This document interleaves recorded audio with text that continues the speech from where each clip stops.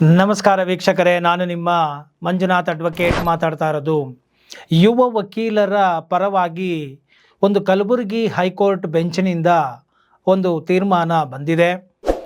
ಯುವ ವಕೀಲರು ಅಂತ ಹೇಳಿದರೆ ಈಗ ತಾನೇ ಲಾ ಕೋರ್ಸನ್ನು ಮುಗಿಸಿ ಕರ್ನಾಟಕ ಬಾರ್ ಕೌನ್ಸಿಲಲ್ಲಿ ಎನ್ರೋಲ್ ಆಗಿ ಒಂದು ಪ್ರಾವಿಷನಲ್ ಪೀರಿಯಡ್ ಅಂತ ಹೇಳಿ ಈಗ ಕರೀತಾರೆ.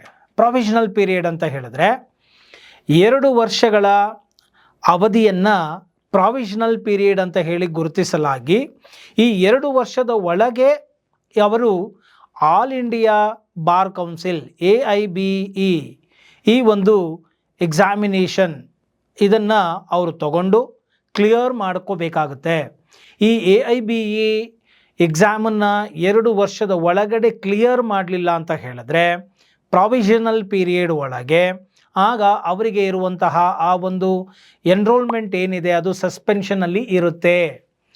ಆ ಸಸ್ಪೆನ್ಷನಲ್ಲಿ ಇರುವಂತಹ ಸಂದರ್ಭದಲ್ಲಿ AIBE ಎಕ್ಸಾಮನ್ನು ಕ್ಲಿಯರ್ ಮಾಡಿಕೊಳ್ಳುವ ತನಕ ಅವರು ಯಾವುದೇ ಒಂದು ವಕಾಲತಿಗೆ ಸಹಿ ಮಾಡುವುದಾಗಲಿ, ಕೋರ್ಟಿನಲ್ಲಿ ಪ್ಲೀಡ್ ಮಾಡುವುದಾಗಲಿ, ಯಾವುದೇ ಜುಡಿಷಿಯಲ್ ಅಥವಾ ಟ್ರಿಬ್ಯುನಲ್ ಅಥಾರಿಟಿಗಳ ಮುಂದೆ ಅವರು ಕೆಲಸ ಮಾಡೋದಕ್ಕೆ ಸಾಧ್ಯ ಇರೋದಿಲ್ಲ. ಈ ಪ್ರಾವಿಷನಲ್ ಪೀರಿಯಡಲ್ಲಿ ಈ 2 ವರ್ಷದ ಅವಧಿಯ ಒಳಗೆ ಅವರು ಎಕ್ಸಾಮನ್ನು ಕ್ಲಿಯರ್ ಮಾಡದೆ ಹೋದರೂ ಕೂಡ ಅವರು ರೈಟ್ ಟು ಪ್ರಾಕ್ಟೀಸ್ ಅಂಡರಲ್ಲಿ ಅವರು ವಕಾಲತಿಗೆ ಸಹಿ ಮಾಡಬಹುದು. ಯಾವುದೇ ಟ್ರಿಬ್ಯುನಲ್ಗಳಾಗಲಿ ಅಥವಾ ನ್ಯಾಯಾಲಯಗಳ ಮುಂದೆ ಅವರು ರೆಪ್ರೆಸೆಂಟೇಷನ್ ಮಾಡಬಹುದು, ವಕಾಲತನ್ನು ಸಹಿ ಮಾಡಿ ಅವರು ಪ್ಲೀಡಿಂಗ್ ಮಾಡಬಹುದು, ಕೋರ್ಟಲ್ಲಿ ಪಾರ್ಟಿಸಿಪೇಟ್ ಮಾಡಬಹುದು.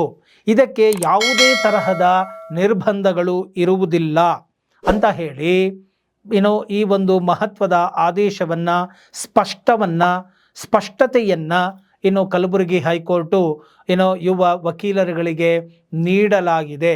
ಈ ಒಂದು ವಿಚಾರ ಸ್ಪಷ್ಟವಾಗಿ ತಿಳಿದುಕೊಳ್ಳಬೇಕು. ಕೆಲವೊಮ್ಮೆ ನನಗೆ ಜೂನಿಯರ್ ಅಡ್ವೊಕೇಟ್ಸ್ಗಳು ಬಂದು ಕೇಳಿರೋದುಂಟು.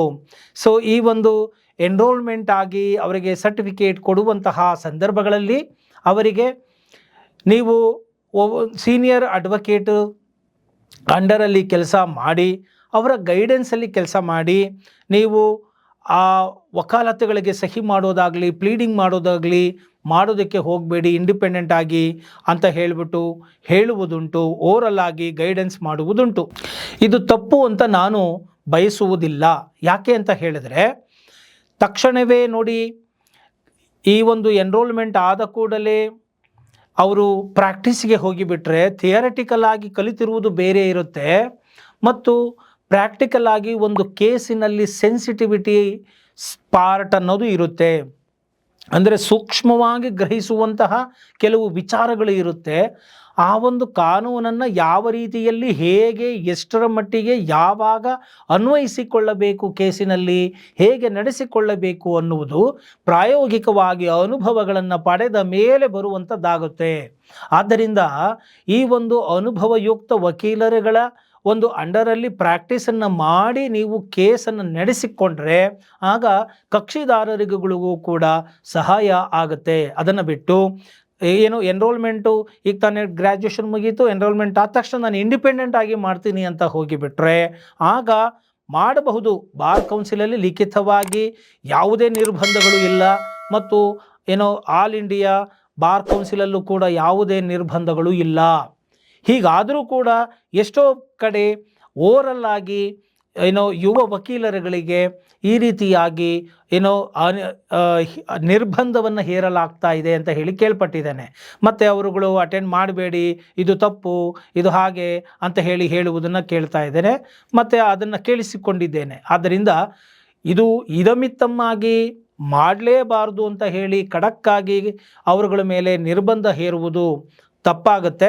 ಅವರಿಗೆ ಲಿಖಿತವಾಗಿ ಯಾವುದೇ ನಿರ್ಬಂಧಗಳು ನಿಯಮಗಳು ಇಲ್ಲದೆ ಇರುವಾಗ ಅವರು ಮಾಡಬಹುದು. ಆದರೆ ನೈತಿಕ ಹೊಣೆಯನ್ನು ಹೊತ್ತು ಯುವ ವಕೀಲರುಗಳು ಸೀನಿಯರ್ ಅಡ್ವೊಕೇಟಿನವರ ಅಡ್ವೈಸನ್ನು ಪಡೆದು ಯಾವ ರೀತಿಯಲ್ಲಿ ಒಂದು ಒಂದು ಪ್ಲೀಡನ್ನು ರೆಡಿ ಮಾಡಬೇಕು, ಯಾವುದನ್ನು ಒಪ್ಕೋಬೇಕು, ಯಾವುದನ್ನು ಒಪ್ಕೋಬಾರ್ದು, ಸಾಕ್ಷಿಗಳು ಯಾವ ರೀತಿಯಾಗಿ ಇದೆ, ಸೊ ಈ ಕೇಸನ್ನು ಯಾವ ಹಾದಿಯಲ್ಲಿ ತೆಗೆದುಕೊಂಡು ಹೋಗಬೇಕು, ಕಾನೂನು ನಮಗೆ ಪೂರಕವಾಗಿ ಏನಿದೆ, ಇದೆಲ್ಲ ಅಂಶಗಳನ್ನು ಗಮನಿಸಿ ಅನುಭವಯುಕ್ತವಾಗಿ ಮಾಡ್ಕೋಬೇಕಾಗತ್ತೆ.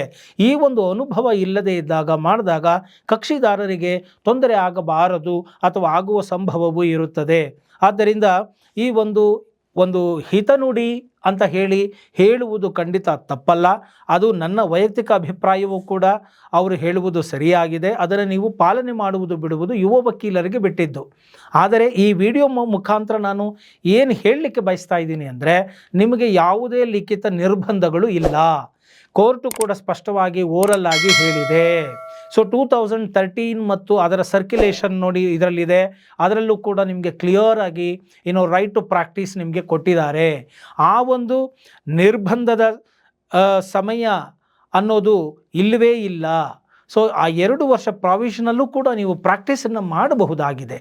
ನೀವು ಅದನ್ನು ಪ್ರಾಕ್ಟೀಸ್ ಮಾಡೋದೇ ಅಂದರೆ ಬಾರ್ ಕೌನ್ಸಿಲ್ ಎಕ್ಸಾಮಿನೇಷನ್ನ ಕ್ಲಿಯರ್ ಮಾಡದೆ ನೀವು ಮಾಡಬಾರ್ದು ಆ ಸಸ್ಪೆನ್ಷನ್ ಪೀರಿಯಡಲ್ಲಿ ಅನ್ನೋದನ್ನು ಮಾತ್ರ ಇಲ್ಲಿ ಸ್ಪಷ್ಟಪಡಿಸಿದೆ. ಮತ್ತು ಈ ಒಂದು ಯುವ ವಕೀಲರು ಈ ಒಂದು ಪ್ರಾವಿಷನಲ್ ಪೀರಿಯಡಲ್ಲಿ ಯಾವುದೇ ಒಂದು ಅಡ್ವೊಕೇಟನ್ನ ಎಲೆಕ್ಷನ್ನಲ್ಲಿ ಪಾರ್ಟಿಸಿಪೇಟ್ ಮಾಡುವುದಾಗಲಿ ಅಥವಾ ವೆಲ್ಫೇರ್ ಸಂಬಂಧಪಟ್ಟಂಥ ಪ್ರಿವಿಲೇಜಸ್ಗಳು ಏನಿದೆ ಅವುಗಳನ್ನು ಪಡ್ಕೊಳ್ಳೋದಕ್ಕಾಗಲಿ ಅವರಿಗೆ ಸಮ್ಮತಿ ಇರೋದಿಲ್ಲ.